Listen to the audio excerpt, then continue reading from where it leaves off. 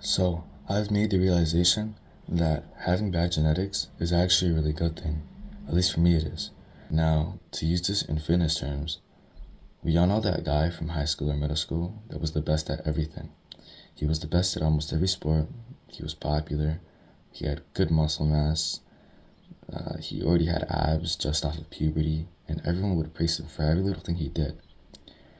Now, when I saw that guy in school, I went, he doesn't deserve that. Yet, from what I can remember, none of them actually got into consistent training after that. And their problems, their struggle, well, they didn't really have any in terms of fitness. And in my opinion, they had the easy path. They didn't really need to overcome anything and actually seek those rewards because they've had it all handed to them in a platter, on a platter. It's just been given to them, and they didn't really go through any struggle to actually seek those rewards.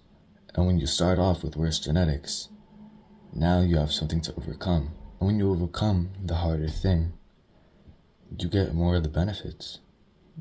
You get more of the reward.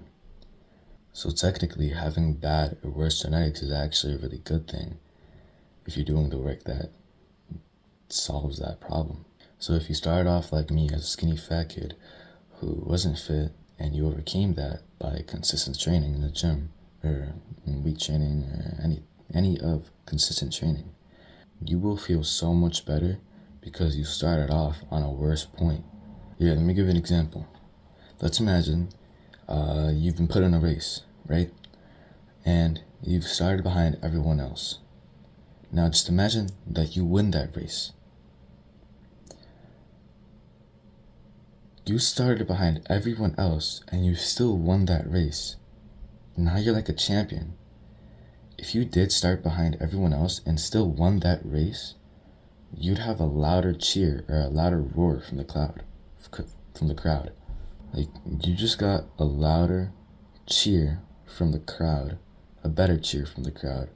You would just feel so much better because you knew that you started behind everyone else and still finished first in front of everyone else. You got to the finish line first even though you started behind just because you kept going. Now there are going to be races where you start behind everyone else, but you don't finish in front of everyone else, and that's to be expected. But it's still no reason to stop trying. Work harder, not smarter.